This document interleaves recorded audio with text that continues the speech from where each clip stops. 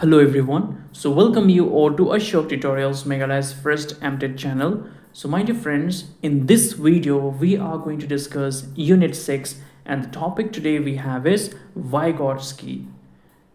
Leo Vygotsky, right? He is known as the social constructivist, and this theory is known as sociocultural theory of learning. So, my dear friends, Jean Piaget is very important, and at the same time, Leo Vygotsky is also very, very important. And I think I have already explained about Jean Piaget, about Leo Vygotsky also in one of my video, right? So you have to, watch that video again, and after watching that video you come back and watch this particular video because you have to understand about who is Leo Vygotsky, what are his philosophy, right? So my dear friends, always remember, whenever you see society, whenever you see culture, whenever you see constructivism, it always related to Leo Vygotsky, right?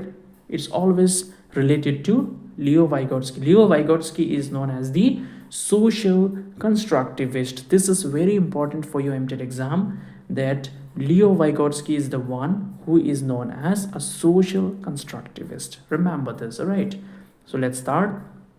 Leo Vygotsky, a Russian psychologist, developed the sociocultural theory of learning. So, Leo Vygotsky is from Russia, and he is the one who has developed the socio-cultural theory. According to Leo Vygotsky, what happens is that he has given importance to the society and to the culture. He says that society is also important, the culture is also important for the student or for the children to learn, right?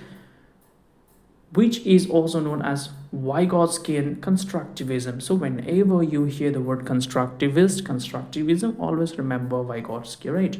He believed that children learn through social interaction and guidance from more knowledgeable individuals such as parents, teachers, and peers. So according to Vygotsky, he believes that children, they learn from their elders, they learn from the environment, they interact, and they learn from more knowledgeable other. What is, there is a short form MKO. MKO. What is MKO? This is important. MKO means more knowledgeable other. Who has made the use of this word? It is Leo Vygotsky who has used the word more knowledgeable other, right? So these are the individuals who have better understanding and better knowledge than you have, right? Which means if I want to learn about finance, I can see that my brother is very good at it, so I will take advice from my brother, right? So this means that I am asking the solution to a problem from more knowledgeable other, which means you have more knowledge than I have, right? Such as, all right, so according to Vygotsky, learning is not just an individual process, but it's strongly influenced by culture, language, and communication. This line is also very important. Vygotsky has given importance to the society, to the culture, to the language, and to the communication. All right, remember all this. Now, key principles of Vygotsky's theory. Now we will learn some important, aspect or the principles of why Vygotsky's theory is important, or what are the characteristics. First one we have is zone of proximal development. This is very, very important for your Mtet exam. If you're writing it down, very good. If you're not writing it down, then please take the screenshot and write it down later on, right? Very important. Zone of proximal development. The zone of proximal development, ZPD, sometimes they also give you short form only, ZPD. So ZPD means zone of proximal development, is the gap between what a child can do on their own and what they can achieve with guidance and support. So now, all right, the example is given. When I tell you about the example, you will understand it in a better way. So this means children can perform some tasks independently, but more complex tasks, they need help from more skilled person like a teacher or an older peer. So suppose there are certain things which the children can do by themselves. Suppose a child can do addition by himself, subtraction by himself, multiplication by himself, but if you are helping, with your help he can also do division. right? So you are more knowledgeable other to the child, right? And what is zone of proximal development? Zone of proximal development is the distance, or it is a gap between what the child can do alone and what the child can do with the help and support of the other. So you have to understand, what do you mean by ZPD? ZPD is a gap, all right? It is a gap, what the child can do alone and what the child can do if somebody is supporting him. So the gap is known as zone of proximal development. This means that children can perform some tasks independently, but for more complex tasks they may need the help of the more knowledgeable other, or the teacher, or the parents.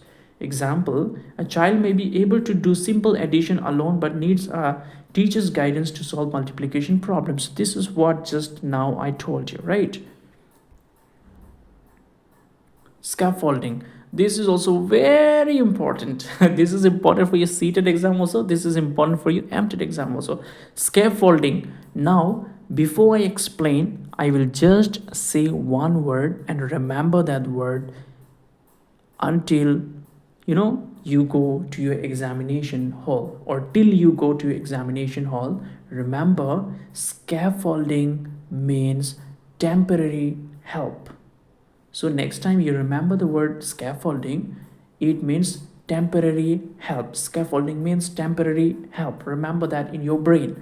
What is scaffolding? Scaffolding is a temporary support provided to children while they are learning a new skill. As they gain confidence and understanding, the support is gradually removed or withdrawn. Now you see, what is scaffolding? Scaffolding means temporary help. Suppose you are teaching your child to ride a bicycle. So first of all, you will hold from behind, right? When the child is learning to ride a bicycle, you are going to hold from behind.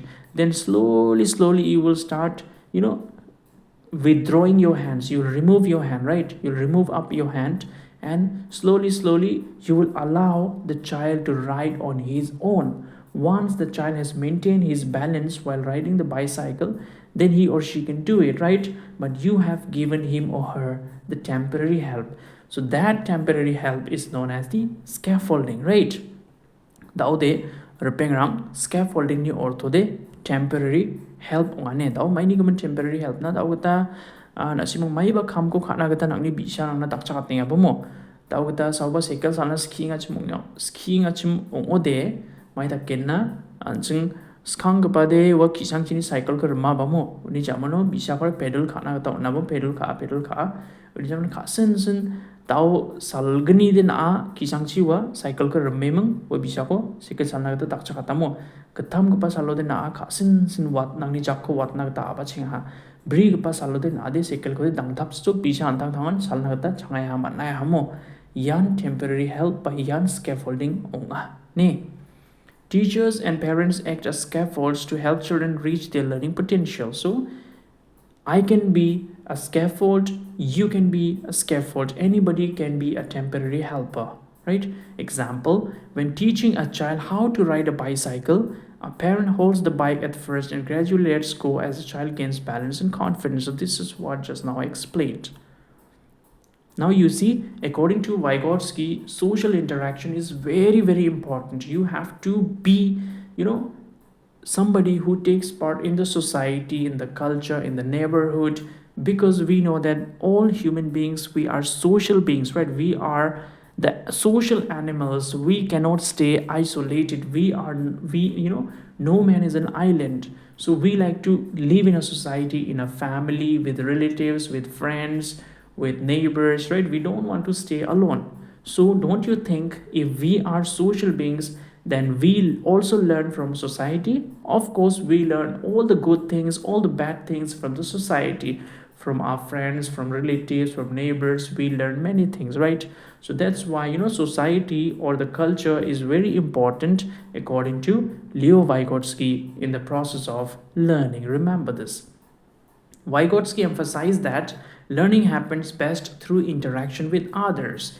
He believes that children develop higher thinking skills when they engage in discussions, group activities, and guided learning. Now you see, according to Leo Vygotsky, we all can learn better by interacting with the society, taking part in the social events, taking part in the cultural activities, joining the group discussions, joining the group activities, and the guided learning, right? Example, a child learning a new language will pick up vocabulary and pronunciation faster by conversing with fluent speakers rather than just reading books alone. So suppose if I want to learn Spanish, then what I will do is that I will pick up the vocabulary and pronunciation by talking to the people. I am learning, right? I am learning Spanish, and at the same time I will listen to the people speak. I will, understand the vocabulary. Oh, this means this, that means that, right? So I will understand. Rather than reading a book, I can learn Spanish better when I listen to the people, when I listen to the song, when I watch the movie, when I watch the serials, right? So that is how we can acquire the learning rather than just by reading the book, right? So there are many people who don't read book and still they can speak several languages. Why? This is because we human beings learn faster by talking rather than by the book. Now let us see the role of culture and language. So how culture and language is helping us to learn. Culture, traditions and language play a key role in shaping how children think and learn. The tools and techniques used in learning are influenced by environment they grow up in. All right, so now culture and traditions, we the people, Garo people, we the Khasi people, we the Jaintia people, we have our own cultures, we have our own traditions, we have our own language, we have our own attire, right? We have everything of our own. And now what do? We take part in one gala festival, in Bedin Klam, in what do we call that festival which we celebrate in Shillong? Nongkrem dance, I think, right? So we take part in all these traditional events. Why? So that we don't forget what our ancestors have taught us. We don't break the lineage. We continue the lineage, the legacy left behind by our forefathers, right? That's why we give a lot of importance to our traditions and culture, and at the same time we you know keep on passing down the learnings and the knowledge whatever we have from the first generation to the next, then to the next, then to the next, right? Example, a child in a modern city might learn math using a calculator or educational apps, while a child in a rural village might learn by counting objects like pebbles or sticks, of course. So, according to the tradition, according to the upbringing of the child, so a child staying in a city might learn mathematics by using different type of apps, by using calculators, but the child who is in a village, he or she might make use of the pebbles, the small small stones, the pea, the chana, the any round objects, or any square object or any sticks they can make use of, and they can learn the mathematics or the counting, right? The importance of play in learning. Vygotsky also believed that play is an important way for children to develop their thinking and problem solving skills. A child playing, teaching, teacher and student with friends is practicing social roles and communication, which helps in real life learning. Of course, role play or playing. So, according to Leo Vygotsky, playing is very, very important for learning. So, in your house, many times you might have seen that your small child comes home after going to school, and they ask you to behave like students, and they become the teacher. They teach you, right? Whatever they have learned at school, they will try to teach you. ABCD 1 2 3 4, right? These things they are teaching you. So this is also a way by which your child is learning. So when next time if you see your children ask you to behave like a student and they want to become teacher, then please encourage that. Don't discourage, all right? Allow them to practice their whatever they have learned at the school. Conclusion. Vygotsky's theory highlights that learning is a social and cultural process where children develop skills with the help of others before becoming independent learners. Teachers and parents can apply these ideas by providing guided learning, encouraging discussions, and using real life situations to teach new concepts.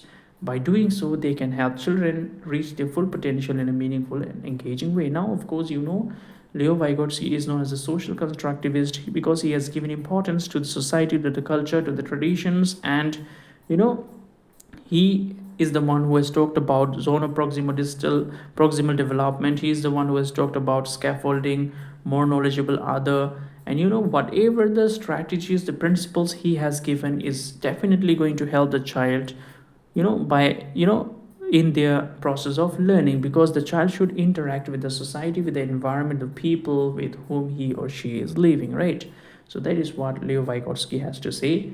So Leo Vygotsky was from which country? You should name it down here, right? So I think this is all of this video. So thank you everyone for staying connected with the Ashok Tutorials Meghalaya's first Mtet channel. Thank you.